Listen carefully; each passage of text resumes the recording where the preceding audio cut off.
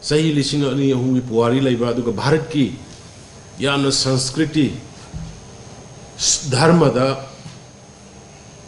satna lonchatta humanity the base over nation ji di masi chana de adun asonba aduga tamna tawbinu hairaga natragana khudlonaraga haiba sumna pharaga police thambadu soliana lobagi mawongda natraga kaimta ekhoida kaimta tawbungam de habi mawongda ekhoigi society si mangna ba at khannaba lana ma sathara bra habagi singnaba leibadagi ai manipur miyam nga si maru ena concern jingda drug karbar tawriba poppy thariba isilina usida ingasi aigi just ai thamoi dagi aduga manipur praja gi sarkar sigi CM amoina ai tawum thopa appeal request ngasi tawbani masi amona tawbigano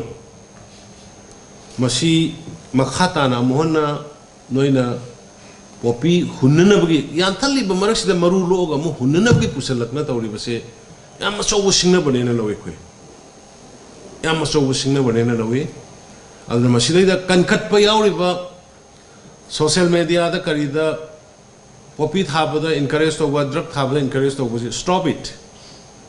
ngasi sungarang sumarang anga ngama ka popi dai farga communal popi yan that babu jungle kanji hai babu forest kanji hai babu Maitai naga Maitai cookie na puthorapudi man mitra tarani hai na hosi pharga lokapta thamni lo khud yamna sange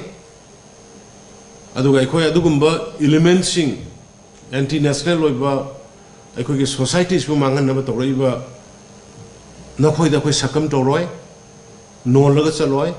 ain gi chap chaba ekhoi thabak tawsu tawri adu makhata na su hena kan mamong da ekhoi tawgani aduna yaragadi aina ngasi hajiri bisi Myanmar romdagi changa ga saida khoi society ingna singa lejaba khoi society se mangna ba tanana ba tawbuse moi ga tinarga Myanmar gi kangbu ga tinarga Thailand gi kangbu ga tinarga or XYZ kanano tinarga tawbuse tawbi ga nu haidana ngasi mayam dai khun donarga hajabani adi manchi khak kitang aingonda tawrami ba pot mayam se haina tawna yantana maru bawa pusalaga maru ga si loga mung khadagi ga tawdana degi kenbo ga na Myanmar gi gari ga du tawdana chinglambi si senaram na tawdugi mayam manipur gi mayam dai kitang awareness hoina na ba adu mayam manipur gi mayam na support to biri base dum continue to biu haina haja gai mayam dai khurum jare